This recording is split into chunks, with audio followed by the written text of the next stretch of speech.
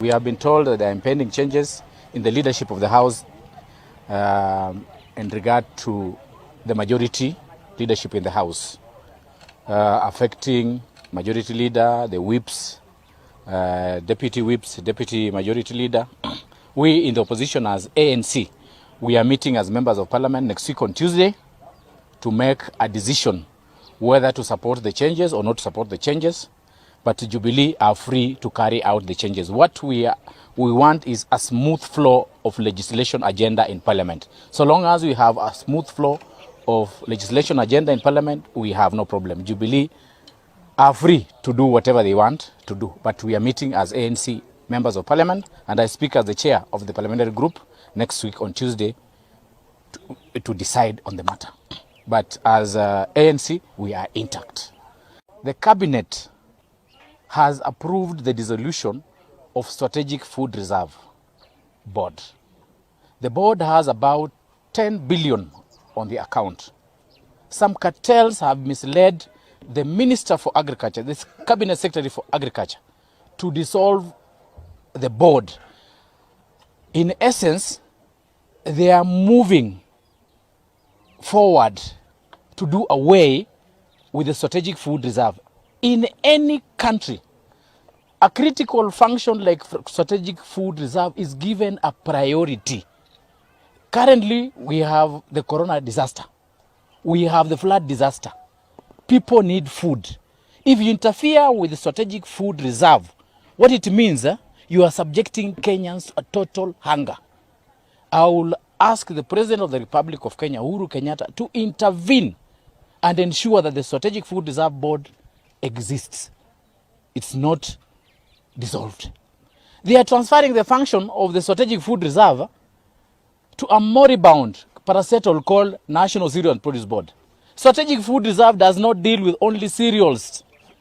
NCPB deals with maize, rice, beans, that is cereals. But Strategic Food Reserve deals with food, the entire food. Deals with sugar, deals with milk, deals with cereals. We need a strong Strategic Food Reserve. There is no country in the world that has no food strategic reserve. You are supposed to have either money, Parliament allocated 10 billion to Strategic Food Reserve, which is in the account now. You are supposed to have either the money on the account or food equivalent to that money any minute in case of any hunger or disaster. So what is happening? We are facing corona, we are facing floods, and they are dissolving a key institution like that.